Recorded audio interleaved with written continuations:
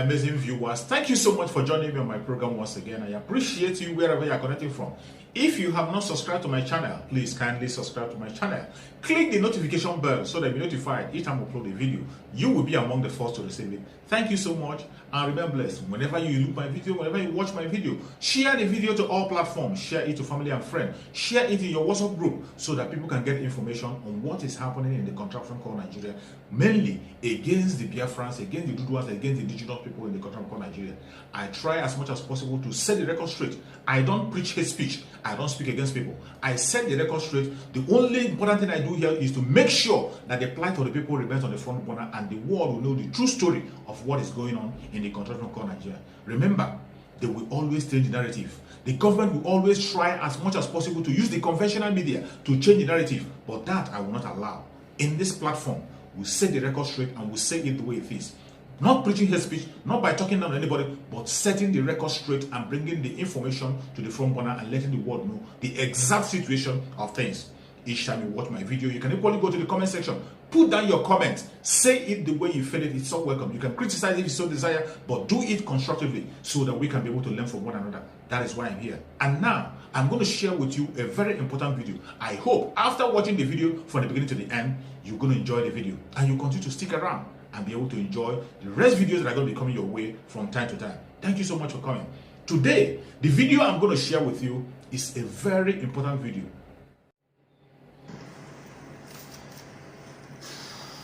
Okay, this is a live interview. This is a live interview with the IPOB lead counsel, Ifeanyi Ejiofor Esquire. He is here with us. He will take us through what happened today, what transpired in court, and also what we need to know. Barrister, you are online. First of all, we would want to know your name and as well what transpired in court today. Thank you very much. Thank you, Chepas. Good afternoon. It's a pleasure having me in your platform. My name is Ifeanyi Ejiofor, IPOB lead counsel, and also counsel to Nnamdi Kanu. Of course, the world is aware that the matter came up yesterday. Before yesterday, it was adjourned for the hearing of our application challenging the jurisdiction of the courts to continue or entertain the charge, 7-count amended charge filed by the federal government against our client Mazi Nnamdi Kanu.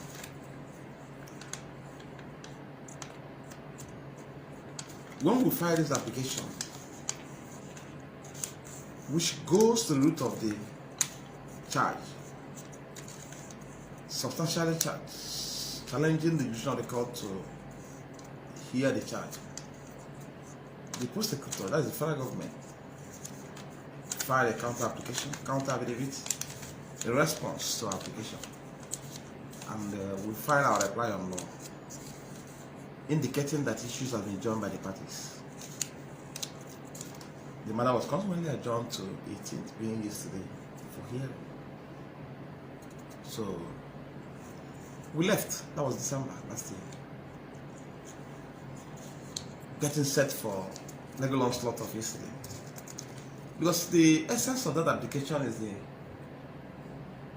that if the application succeeds, that will be the end of that case in court. And our client will be freed. The charge will be dismissed and he will be freed and be acquitted.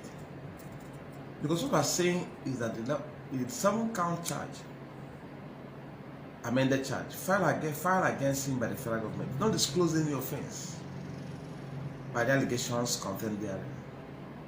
Because we cannot put something on nothing and expect it to stand. He who alleged must prove. And the law is that at this point in time, if such allegations are being leveled against somebody, there must be what they call proof of evidence that will attach to the charge. It may look at that proof of evidence will show what you expected to see in court at the point of trial, whether the allegations as contained in the paper, whether they can be sustained by that probabilities. So we have critically looked at this amended 7-count charge and arrived at an opinion, conclusion that they did not disclose an offense committed by our client. So we file an application to challenge it in line with the provisions of the law. Then 12 hours, 24 hours before the day slated for the hearing of this application, we are served with another amendment to the charge. If the federal government is seriously disposed towards ensuring speedy trial of this case, or if at all they have a case against our client, the business of the court yesterday was to hear this application challenge the decision of the court. And if the court hears it and said, look, this application is not meritorious, we can proceed with trial, then we move on. And if the court hears it and said, look, there is no charge before me, there is no offense disclosed by the charge you filed against this man, and as such, I will not call him to go into trial because of trial. He has to go. Then that will be the end of the case. But because they don't want the matter to go on, they amended their charge, filed and served us 24 hours before the date set for the hearing of the case. So in that case, it wasn't amended in good faith. And the essence or intendment is nothing but to truncate the proceedings of yesterday, which they succeeded in doing, because we are ambushed. So it's an application apparently filed in abuse of court process. You're not given time to look at the charge. You're not given time to interact with our client before the date. The matter was adjourned for hearing. That was yesterday. So we said, okay, no problem. We came to court yesterday. The court was told that our client cannot take plea to the charge because this is not a banana republic. This is a country founded on the rule of law, and this is a democratic institution. Justice must be done to all parties, all manner of parties. Not only be done, it must be manifestly be seen to be done to parties. We objected, and our objection was upheld by the court, and consequently adjourned the matter for him to take plea, allowing us time to have interaction with him on the extent of the charge before. We have looked at the amended 15-count charge. That charge, the recent one they filed, is as useless, worthless as a paper you can probably as a drafting sheet. It's even more frivolous, more offended, more ridiculous than even this amended 7-count charge, because it's for the duplicity of child, not counts, and a number of deficiencies and issues. So the entire 15-count amended charge disclosed no offense against Nnamdi Kanu. That I can assure you for sure, 100%. And we have done the needful. We are awake throughout the night. Of course, you had the SM leading us who told you when we went to bed this morning at 4 a.m. this morning. We worked on throughout the night, and they wrote about 42-page documents. That's the objection to the charge. And we were able to demystify the 15-count charge one by one. We took them one by one and sufficiently addressed it. So, and on the face of that application, the court cannot proceed. Because application is not only important, it's fundamental to the jurisdiction of the court. What we are saying is that in view of the fact that this amended 15-count charge preferred against our client disclosed no single offense whatsoever that he has committed, that substantially bereft the court of the jurisdiction to proceed, because there's no charge before the court. So we are now inviting the court in the circumstance to look, examine what you filed before. Take decision one way or the other, and determine, first of all, whether there's a charge before him. If the court found there is no charge, that the charge filed is as good as worthless paper, as good as drafting sheet, as good as tissue paper, the court will have no option than to do the needful by dismissing the charge in its entirety and acquit our client. So, of course, you see, today the court made it abundantly clear that she will hear this application before proceeding. So that was actually what happened today. However, I wish to observe, because I want to tell you what transpired in open court, because we weren't there. There was a report of compliance, partial compliance out of court made by the civil services. They reported compliance on aspect of some directive given by the court on the welfare of our client. They reported compliance so much to have been further prompted. Apart from the fact that the issue of his dressing was also discussed, because court mandated them that they should change his clothes. It should be changed. Clothes should be changed before today's hearing. But their predicament was explained to the court and also to us before the court started. However, that should have been resolved by now, because we are making some clothes available to him. So, other issues and strategies we intend to adopt in the course of the hearing or trial, we will remain private. But I can assure you that there will be light at the end of the tunnel. That is settled. That I can assure you. So, I believe today is a good day, and of course, you can see our client very delighted about the outcome of today's proceeding. We have no doubt whatsoever that our defense has been fortified, and there's no escape proof.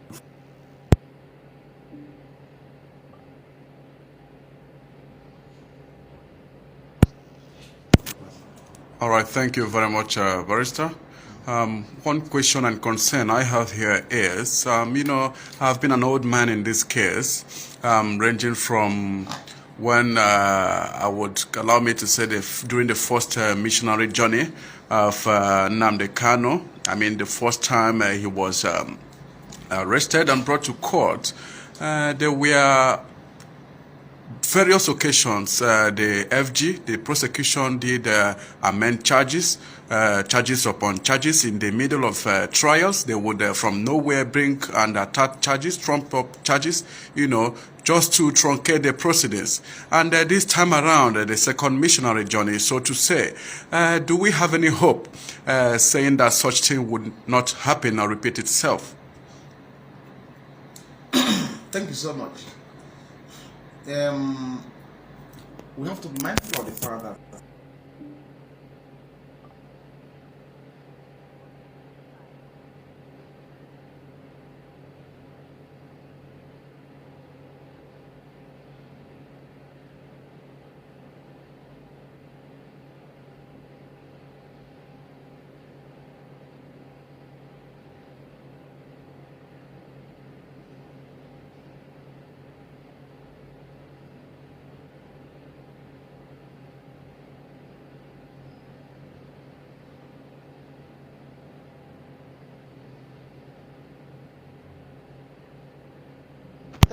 the entire schedule of the court, also the entire movement of the case. Exactly my point. And the defense team will not put our hands, because they want to reload us into taking taking a dimension that will please, that will give them what they want. So, and we have to advise ourselves when such thing happen. We have to smart enough to understand the strategy they are adopting, which is dangerous to our case, and also to adjust to a strategy or a strategy that will assist our case. So that was why we said no, we can't proceed. Because if they had wanted them to go on, it would have gone on yesterday. If the court has had our application yesterday, probably the court would have done the application for ruling, then or proceed for trial if the court so pleases. But they have a reason for filing this amendment at 11th hour. At 11th hour. You won't tell me that the prosecutor were not there since December last year. They were there. I don't think they traveled for Christmas because they were here working. If they had wanted to amend the process in good faith, they would have done that and would have resolved it promptly without wasting time. So the court was that situation. That reckless amendment they usually embarked upon was also brought to the attention of the court. The court is fully familiar with that. And but the historian actually isn't particularly impressed because he expressed in open court. So, and we put it on record that if actually they want this matter to go on, they should stop amendment. They should stop it. Let's go on with this case. Because any further amendment to the charge will also affect what we are doing and delay the proceedings, elongate the proceedings.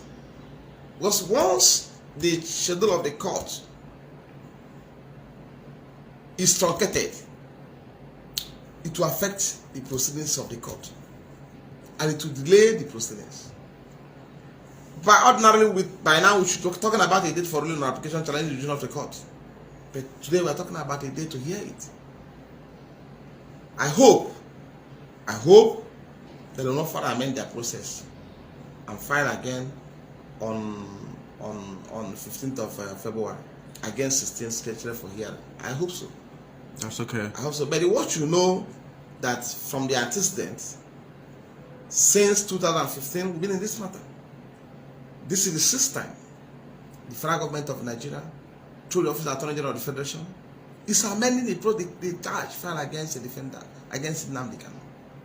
So let me hope that they will not amend further, so I can proceed. You accuse somebody of committing an offense, 5 frivolous charges in court, which the essence is just to ensure that he's detained ad infinitum. And we said no. Release him. Otherwise, look at our application challenging the competence of the charge and also the decision of the court. Hear it. Take the decision one way or the other. Allow the court to rule. Afford the court opportunity to look at what was filed before her and deliver ruling one way or the other.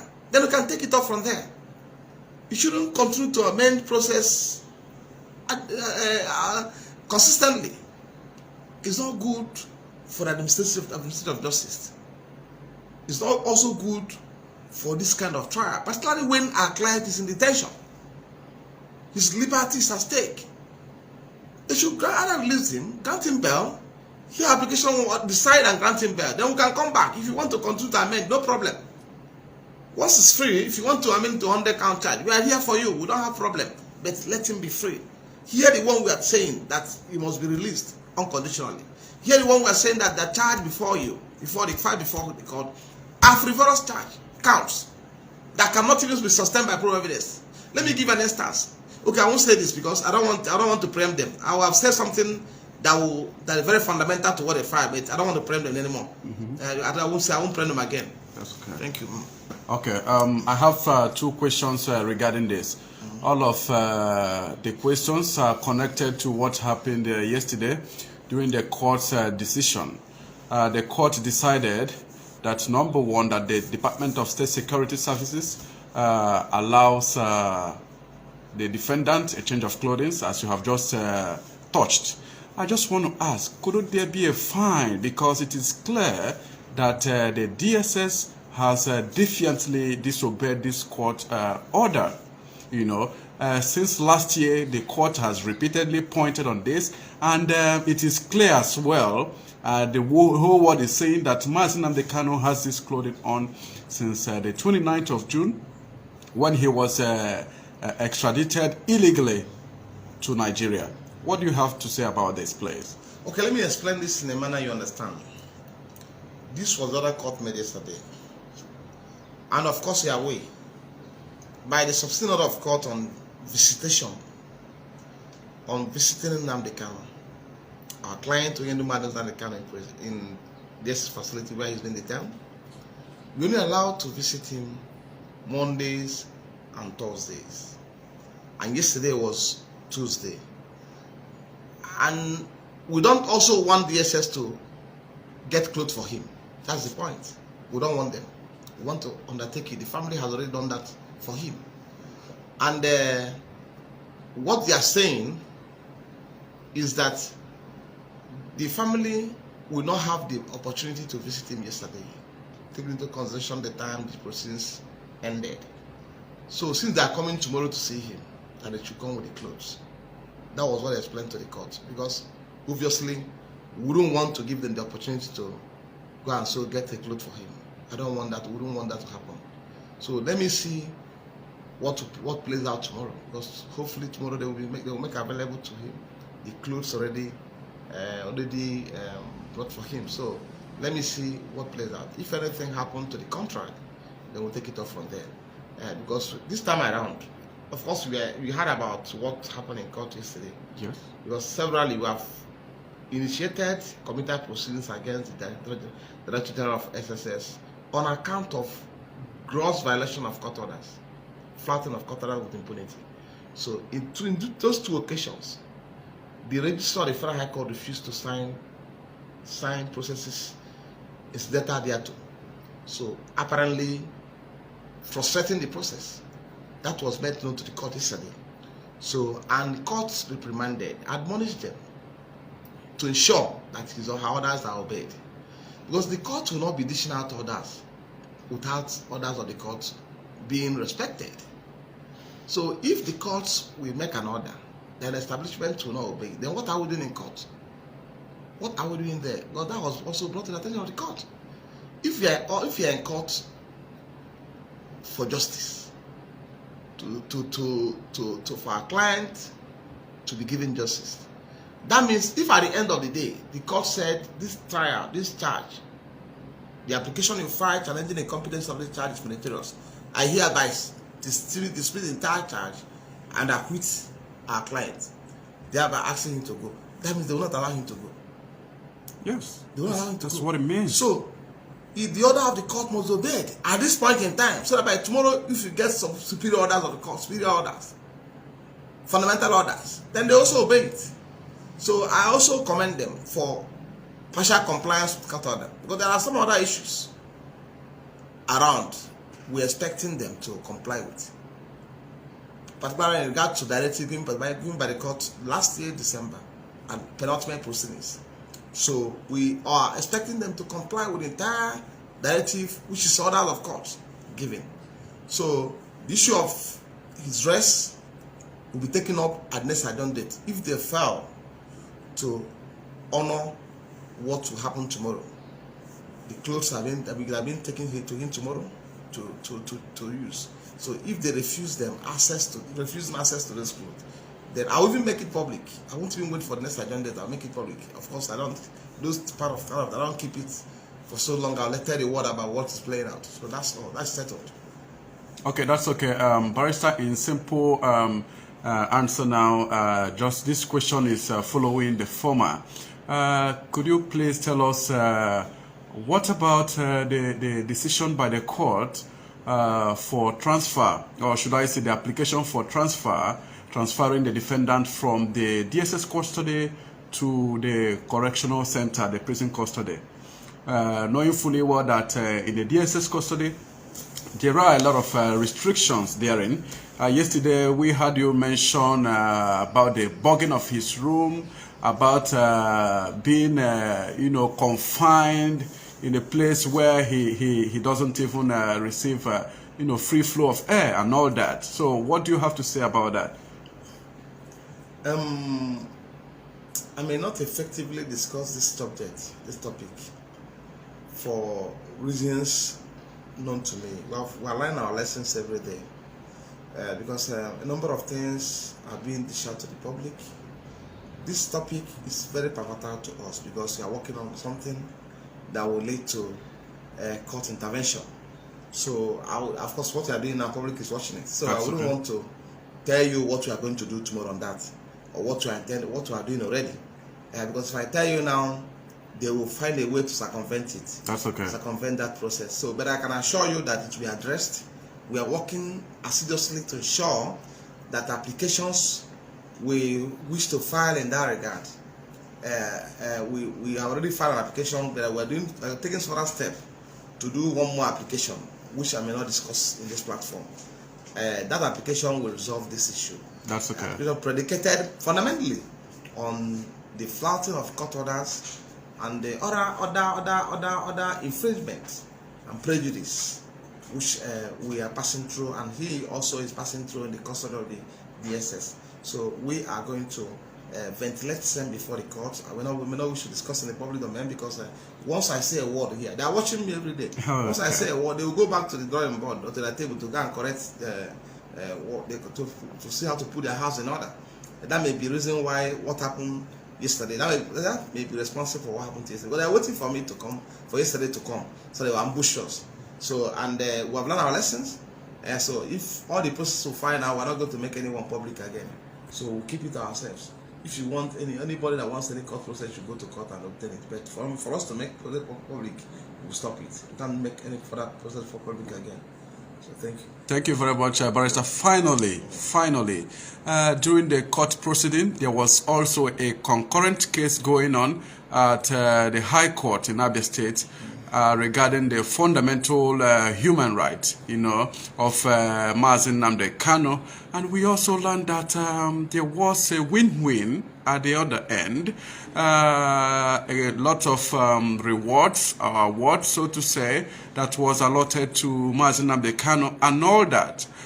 Could you please tell us, is there any way this win-win could be a stepping stone or a green light or whatever favor to this case at the Federal High Court, Abuja? Thank you so much.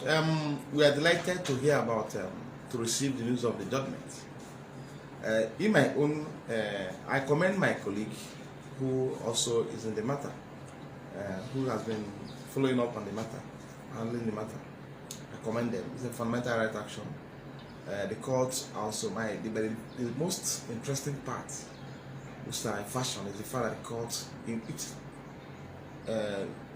his wisdom, condemned in its entirety the illegal invasion of Mazi Nnamdi Kanu premises.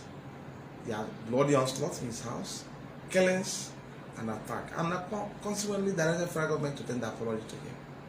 Because what I'm saying is that there's no amount of money you pay to, amount of damage you are what to bring into Mazi Nnamdi Kanu to probably to compensate him for what has taken place, for the lives lost in his house, and also for the damage done to his premises. And also, do you know you have killed him? Of course. And even he died, are you talking about will 1 billion naira be enough to compensate the family? No. Of course. And a dead man doesn't face trial. Because now they cannot worth billions of dollars. Very well. Billions of pounds. It worth billions of euros today. So I am more at home with the fact that the court condemned that invasion and the attack and the killings that took place here, and also directed the federal government to tender apology, just like what happened in my house when the court also issued awarded damage. I'm not concerned about damages awarded against the security agents that invaded my house. Having recognized there was something, but in fact that the court condemned the invasion of my house, the killing, the carnage there. So this goes ahead to send a strong message to the world, because the judgment also be used in international court.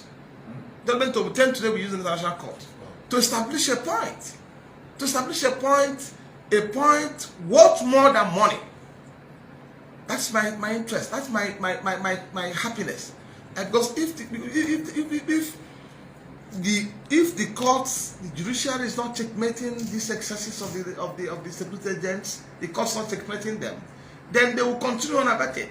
I can assure you that if this judgment are obtained just last month, December 2nd, against the people that invaded my house a year after, was delivered before June 6th, 2021. My house, they will not come to my house again to kill my PA and bond him. That second invasion would have taken place. But because they came the first time and succeeded.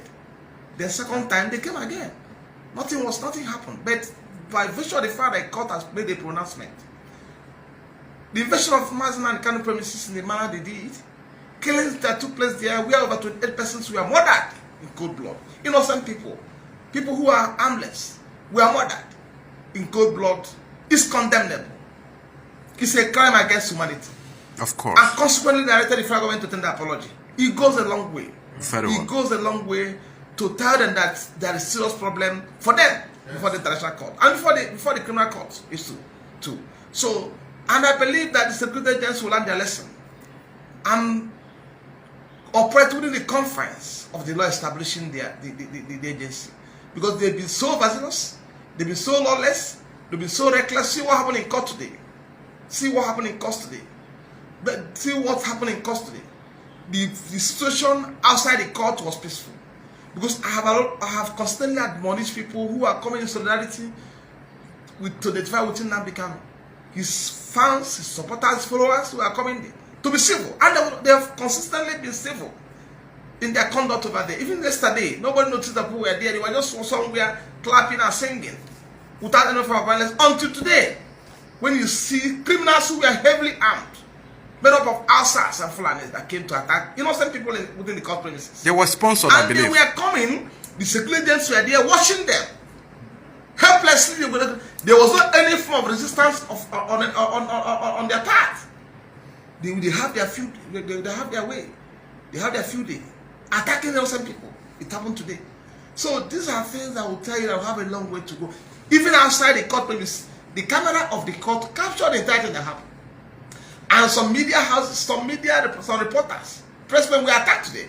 Cameras were snatched. Cameras were destroyed today. In the presence of security agents. And nobody speaking. Of course. So these are things that are condemnable. I nearly escaped the stampede. You see, so these are things that need to be addressed as quick as possible. We're in a democracy. And I believe we should all operate within the confines of law. We should be protected by the law. We should be protected by these security agents, not to be attacked by them. Against all odds. That's my plea to them. Thank you so much. All right. Thank you very much, Barrister. The next adjourned date for this, please. The next adjourned date is February 16. As a matter of fact, of course, I've made it public. Tomorrow, date has been vacated. The matter is no longer coming up tomorrow, being 20th of January. It's coming up on 16th for hearing of application, challenging the decision of the court to hear the charge. So that is a very fundamental application. Yes. So, and the court said you will hear it and determine the application, rule on it one way or the other before taking further step. So that's what the date of the court on 6th of February 2022. Thank you so much. Thank you. It is my pleasure being with you, Barrister, the lead counsel of IPOB. You have just spoken with the Biafra Times, the correspondent of Biafra Times here, Chikwa Sonwibe, and this interview session is being streamed on Biafra TV. Thank you very much for having me, or should I say thank you for having me. Thank you so much. God bless you. All right. Thank you very much. I wish you a safe journey back to your destination. Thank you. And remain blessed. Thank you so much for your patience to watch from the beginning to the end. I hope you have learned something from the video you have just watched. The video you have just watched is to bring information to your doorstep and for educational purpose. It is not to demonize anybody. Let us watch continuously and see who can be able to make a sense out of every nonsense we are seeing. We must continue. We move. It doesn't matter what they do. It doesn't matter what they say. They will kill us. Kill them. At the end of the day, Biafra is here. Thank you for watching. If you have not subscribed to the channel, please kindly subscribe to the channel. Click the notification bell so that you're notified each time I upload a video. You will be among the first to receive it. Thank you and remain blessed. Bye-bye. See you